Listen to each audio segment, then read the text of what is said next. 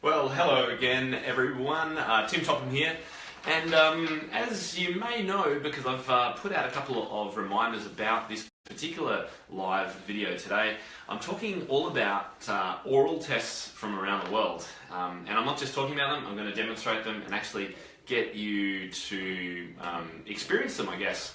And the whole reason for doing this is all to do with this month's focus on the blog and the podcast, which is all about aural training. So listening skills, playing by ear, and trying to actually make that valuable and useful for students. And trying to remember to do it, for one, as a teacher, and try to make it a regular part of teaching.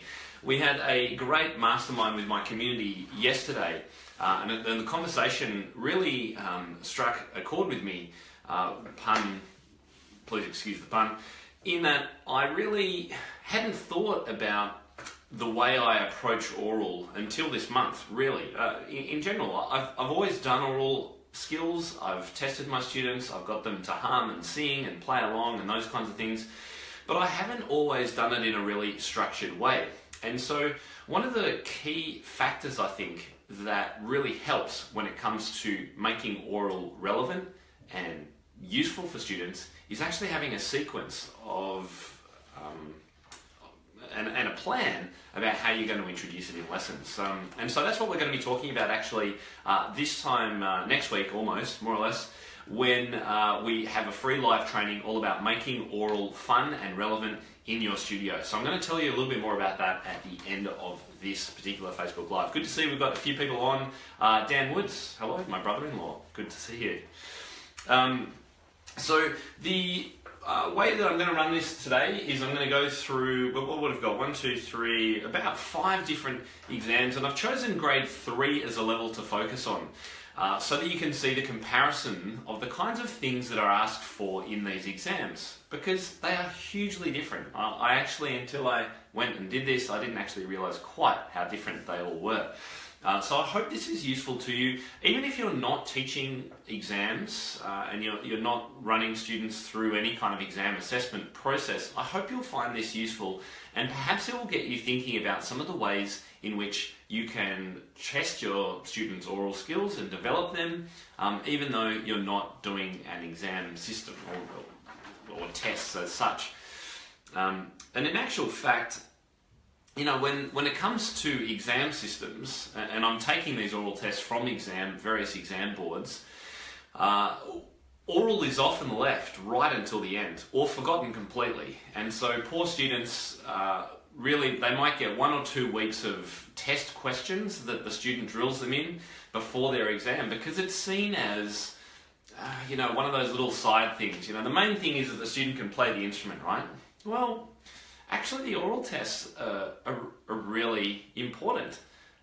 Aural skills and being able to listen and understand what you're hearing, be able to play what you hear, they are fundamental musicianship skills. And so my theory is that actually we should be making these a regular part of our lessons, but we really need to make it fun and relevant and practical if it's going to have make a difference in our students' musical lives. So let's get started. I'm going to start today with the Royal Conservatory. I'll hold these up so that if you want to flip through this video or look back at it, you'll be able to easily find it.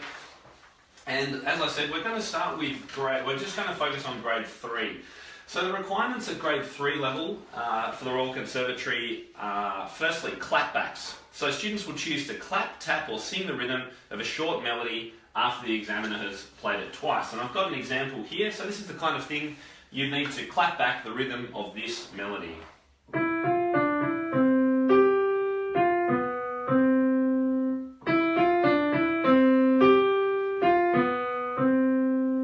You'd get it twice like that. So that's part 1. The second thing you'd have to do is with intervals. And interestingly enough, you get the option here. You either identify an interval that's played, or given a tonic note, you're asked to sing a particular interval. And the intervals they ask for are minor third, major third, perfect fourth, perfect fifth. So you might get something like this. You'll only get it once, and you have to say what it is. Or you could choose to hum it. So you would say, yeah, I want to hum it, and I would say, okay, hum me a perfect fifth above this note. And you you'd be able to do that hopefully.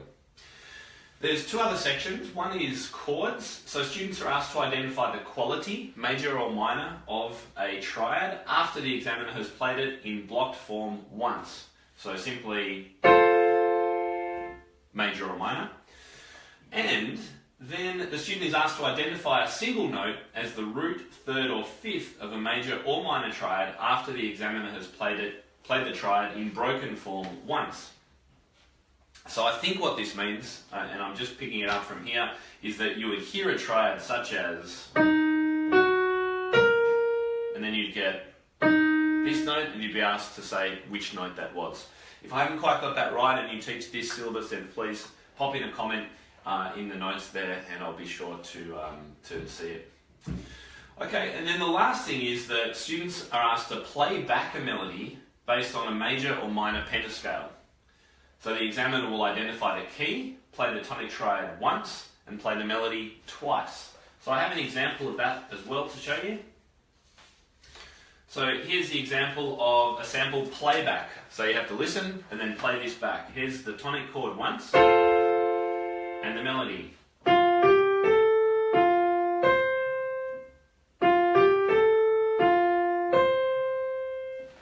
And the student would have to come to the piano, I understand, and actually play that back. It's not sung back, it's actually played back. So they're the instructions for the Royal Conservatory, RCM. Thank you to Elaine Rust for providing me with those little example tests. Okay, so now we're going to go on to the AMEB. So the AMEB is the Australian Music Exam Board. The most widely used exam system here in Australia. And the third grade starts for them with the examiner playing a passage twice in duple or triple time, and then the candidate tapping or clapping the passage and stating whether it's in duple or triple time. So you might get something like this.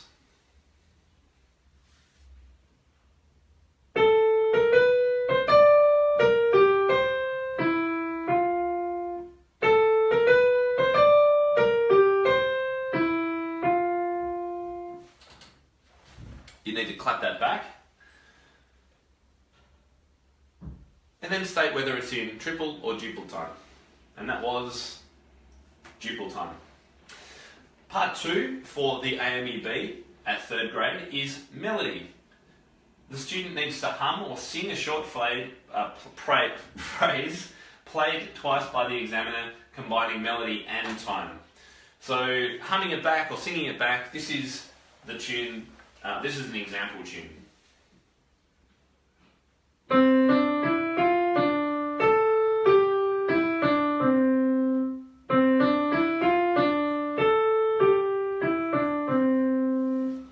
And it's interesting that the AMEB has gone for the singing the tune back compared to the RCM, who've asked you to actually play it back. And you can hear that they're significantly more complex already at this level.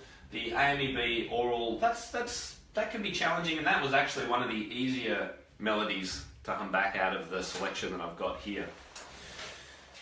So they've done melody and rhythm, and then there's a pitch. So the request is to hum or sing the higher or lower of any two notes within the limits of an octave from middle C played simultaneously. So I'll play two notes at the same time and I'll ask you, please hum the higher note or the lower note. So here's an example, and I'd like you to hum the lower note.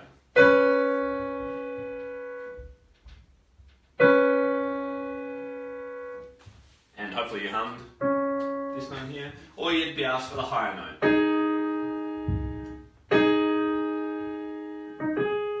Ma. Interestingly enough, this is the precursor for, if you saw my last Facebook Live when I did the grade 5 comparison, you will know that they had a few of these in a row and you had to hum the top line or the bottom line of a sequence of these. So this is where it actually starts in grade 3 and then builds up to 2 notes, to 3 to 4, etc. as the grades progress. The last question relates to intervals. The examiner plays the interval. The candidate needs to hum it and then state whether it's a second, third, fourth or fifth of the major scale. So they're all major, 2nd, 3rd, 4th, 5th or 6th. Example.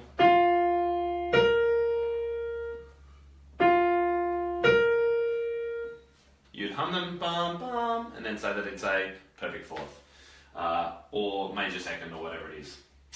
So that's what is asked for for the AME-B at grade 3 level. So interesting differences already emerging, I think. Alright, so let's go on to a bit of a different one. So this one now, Rock School. So I'm using the AME-B's Rock School syllabus, but I believe that because it's run by Rock School itself, I assume that the oral tests are the same, even though perhaps the books look a little bit different. So the ear test for grade 3 for Rock School, you have two things, a melodic recall and a chord recognition. So the melodic recall, the examiner plays a 2-bar melody in the key of C major with a range of up to a 5th. The first note's a root note. You'll hear the test twice, each time with a 1-bar count in. And then you'll hear another 1-bar count in, after which you'll need to play the melody to the click. So there's a tempo of 95.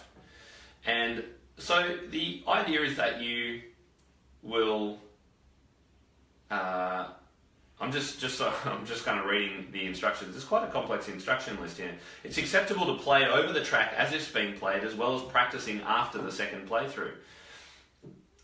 Because this is all done on an oral track, it's not done in the actual exam, as I understand. Okay, so you'll need to play this on the piano. I will play it, I'll count in and play it, and then I'll count in again, keeping a steady beat, and you have to play it straight away, and you get a chance to do it twice. So this is what it would be. 1, 2, 3, 4. 1, 2, 3 student plays. 1, 2, 3, 4. Examiner plays it, or the CD plays it, and then they have another go.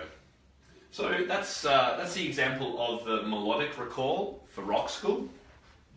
For chord recognition, the examiner will play you a sequence of chords, each with a C root note. You'll hear the chord sequence twice, each time with a 1-bar count in. You'll then be asked to identify the chord quality of 2 of the chords. And the choices are major, minor, diminished, augmented, dominant 7th, and major 7th.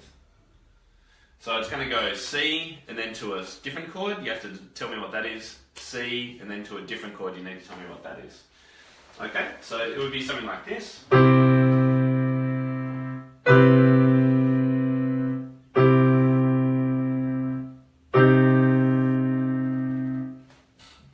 And I should have done the count in. You'd get it again with a count in before it.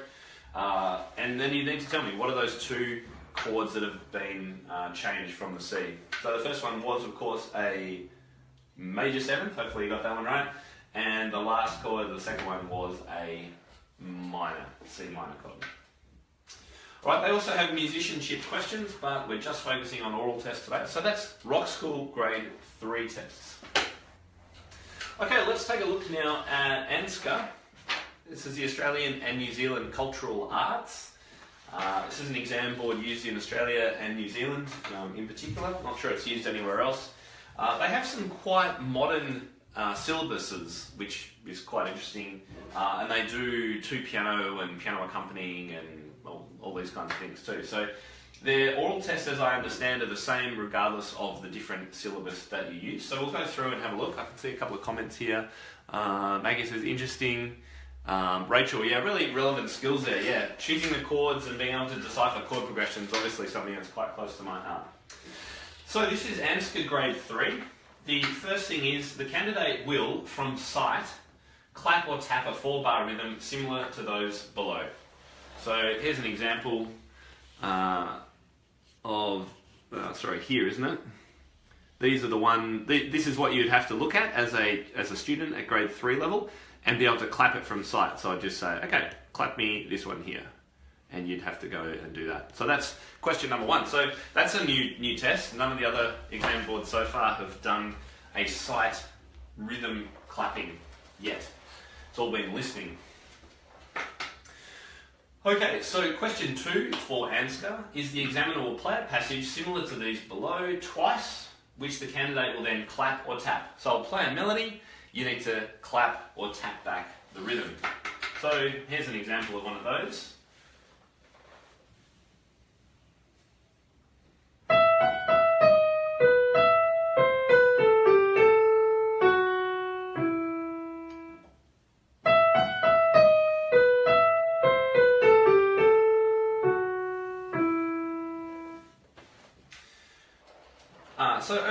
I guess that's a similar level to the AMEB, except you're not asked whether it's in duple or triple time. And then for answer, question 3 is the candidate will identify the following intervals above middle C as played by the examiner. Letter names or sulfur may be used. The candidate may sing the interval if desired. So there's all majors and a minor third, and the student would need to recognise what it was, and they may sing it if they want to. So you might get something like this.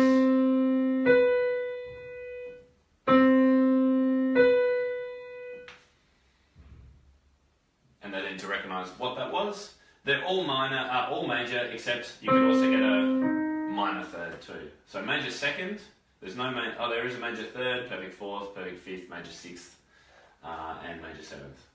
And then the last question for answer is, the candidate will state whether an arpeggiated triad played by the examiner is major or minor. So there's some similarities there between major and minor chord recognition, but this time they're played broken.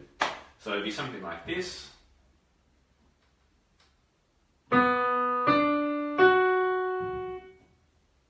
And you have to say whether that was major or minor. And of course that was minor. Alright, so that's grade 3 for ANSCA.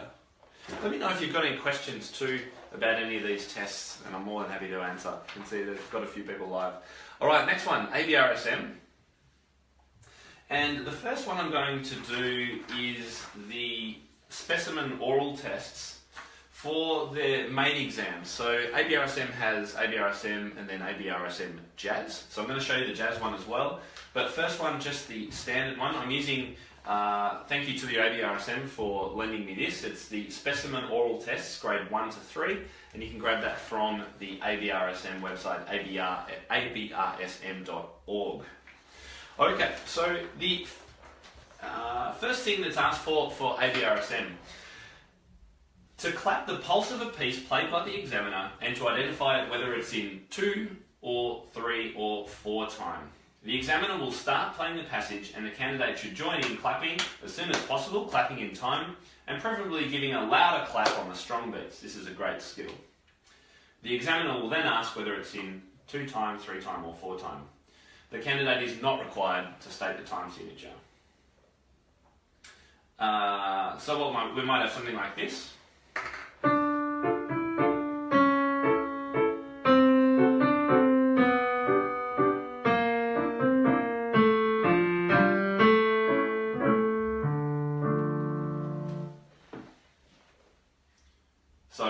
And you only get that once, so you would have got the instructions to clap in time while you play, and of course you would give me the answer that was in triple time, hopefully.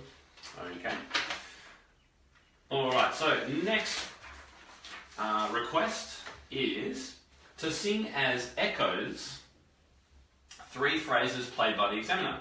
So the phrases are 2 bars long, in a major or minor key within the range of an octave. First, the examiner will play the key chord. So I'll do this one. After they've played, and then they'll count in 2 bars. After they've played each phrase, the candidate should sing back the echo without a pause, keeping in time. So this is a really interesting challenge for students. So here's the key chord, and your starting note is 1, 2, 3, 1, 2, 3. You sing, then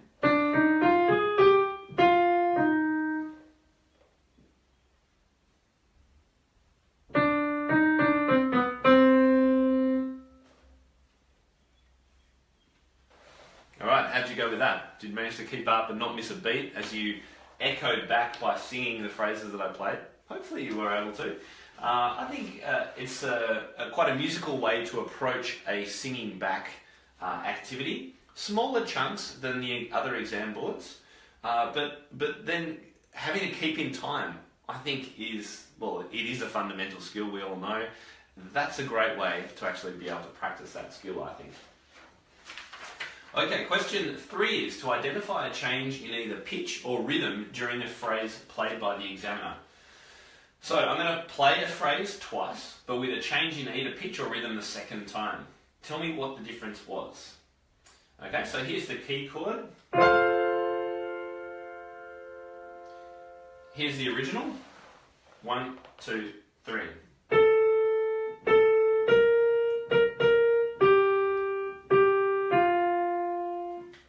And now with the change. 1, 2, 3.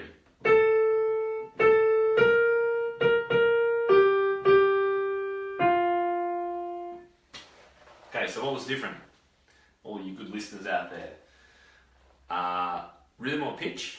Yes, it was rhythm. Hopefully you got that one right. And it was just that second last bar was originally, and it changed to.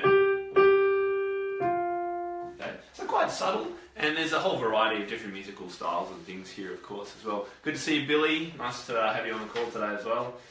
And then the last question, which is it's all about listening and musical skills and musical knowledge. So the question is to answer questions about 2 features of a piece played by the examiner. So before playing, the examiner will tell the candidate which 2 features the questions will be about. So I'm going to play you a piece of music, and I want you to listen to loud and quiet playing and tempo change. Okay? And about a major or minor key. So you've got a couple of things to listen for, and then the second part is always major and minor key. All right. So here we go. This is how it sounds.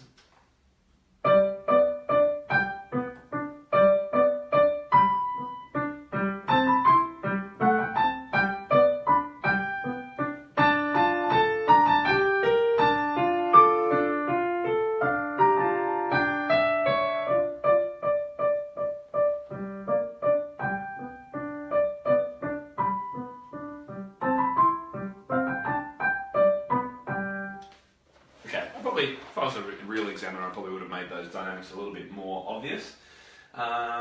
So, my question to you, out of the 3 sections of music, which one was the loudest? And hopefully you'd say the middle section.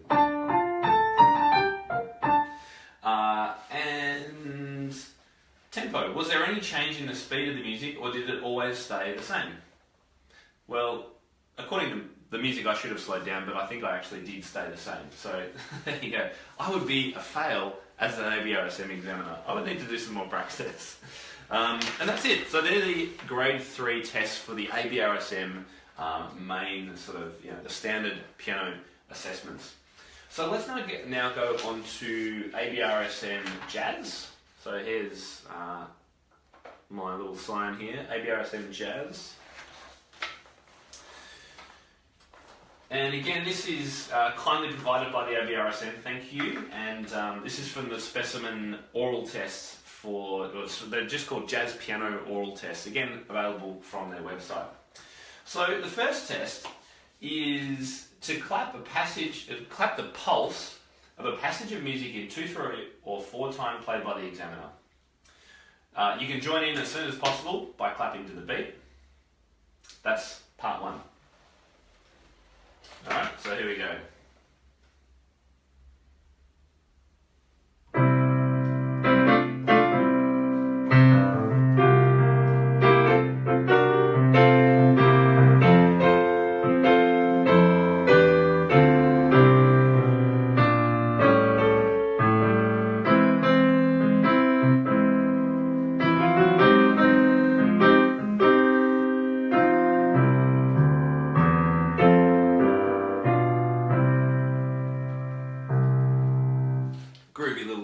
Swing going on there. That was kind of cool. So hopefully you were able to clap along to that. You don't need to tell me the pulse, the time signature, or anything like that. Part 2. Clap on a set beat of each bar chosen by the examiner while the passage is played again. So I want you to clap on beat 2. Here we go.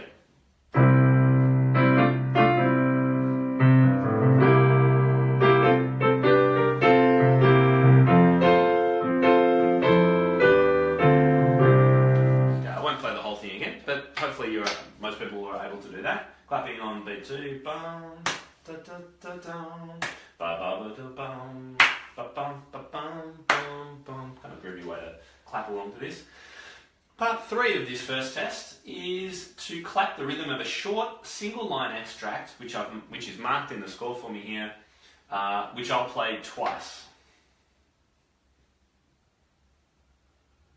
So here's the rhythmic extract that I need you to clap back.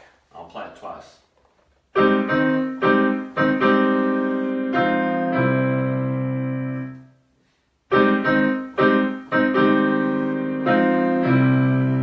you clap it? Oh, you guys are so good at this. Okay, so let's test A. So this is grade 3 again, Abrsm Jazz. Test A. So test B now, it's a little bit like the one from the main Abrsm syllabus. To sing as an echo, two two-bar phrases. Again, limited, this is a range of a sixth.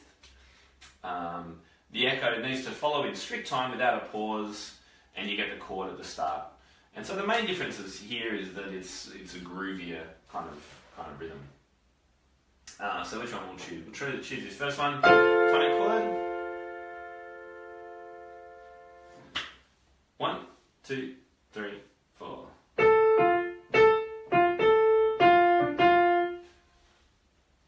And you're singing it hopefully.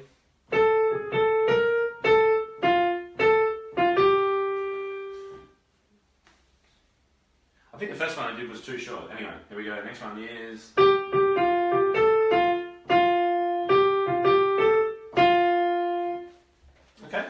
I might have got my timing wrong on the first one, so apologies for that. Hopefully that makes sense. You can kind of see how all of that's working. Again, a little bit similar to the first one, but slightly more groovy sounds. There's a bossa one here, there's a slow jazz waltz, there's a funk one, etc. Test number C, and we're getting to the end. Don't worry, this isn't going to go on all day, all night of course, if you're over in the United States. Test C is to sing or play improvised answering phrases to 4 two-bar phrases in a major or minor key or mode played by the examiner. So again, it's keeping strict time, there's no pausing between. I'm going to play a little melody and you're going to sing or play a little melody back. So as soon as you can't play my piano, why don't you try singing a little reply to me. So here's how this one goes.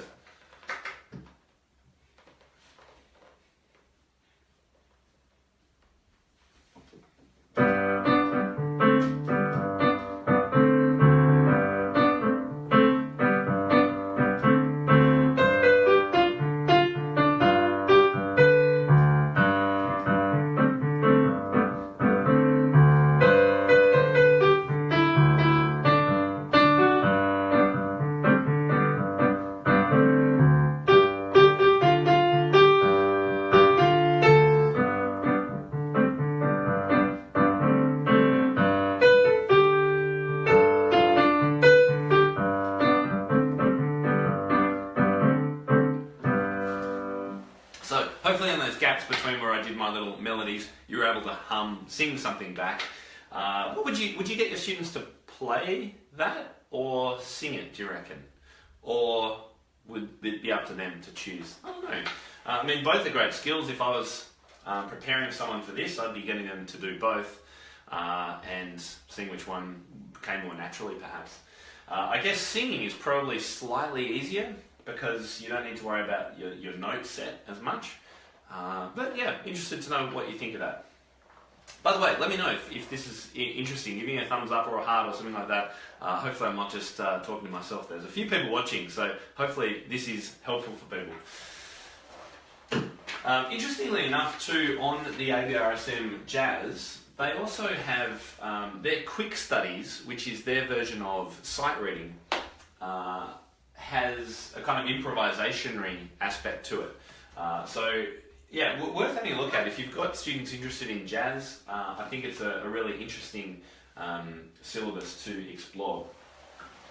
Now, unfortunately, I wasn't able to get the Trinity assessment at grade 3 level. So Trinity College London I did want to include, but I wasn't able to get it at the grade 3 level. So if you're interested in the kinds of things that Trinity does, then have a listen to or watch the last Facebook I did, because I compared the Australian Music Exam Board and Trinity College London at grade 5 level, and they were really, really different. And it was great to see. There's been some great comments coming back from people about the differences and which ones they like and which they think are more or less musical. So I would definitely encourage you to look into Trinity if that is of interest to you. They recently, I think in the last sort of 5 or 8 years maybe, restructured their assessments, their oral assessments, right from the beginning. And they've come up with what I think is quite a musical approach. So definitely consider that if that's of interest. So that's it. There's a little roundup of, 5 or thereabouts, different assessments, 5 or 6 assessments from around the world. You can see that there's definitely similarities, but there's also some ones that, utilize some of those musical skills in a more musical kind of context. So rather than just humming an interval randomly, actually putting it into some kind of musical context, or doing that kind of play and sing back while not missing a beat. I think that's kind of cool too. Now, if this has been of interest and you think it might be interesting to other people, please use the share button when you've finished today, when you finish watching. That'd be great, or you can do it right now if you wish. I also wanted to mention too that this time next week, I'm going live on my next free training webinar. As always, really great content, I hope. And it's about an hour's worth of just free training for you. And it's all about making aural fun and relevant in your piano studio. So to find out more about that, you can head to timtopham.com/training. And that will take you to the link straight there. There'll of course be a replay. If you're unable to make it live, you can watch the replay. And we're just going to kind of go through a whole lot of ideas about, one, trying to avoid just trying to do bits and pieces of aural, but trying to make it a little bit more holistic, a little bit more of a curriculum, I guess. And also how to make it practical and relevant. And are there ways that you can get students singing and playing popular music that they like, or is that too hard, or are there ways of simplifying it? Are there ways of connecting aural to their playing and improvising in a better way? These are all the kinds of questions we're going to cover. That's next week, timtopham.com/training, if that's of interest. And I will just remind you too, exactly the same time tomorrow as I started this little Facebook Live, I'm doing what's called an Ask Me Anything.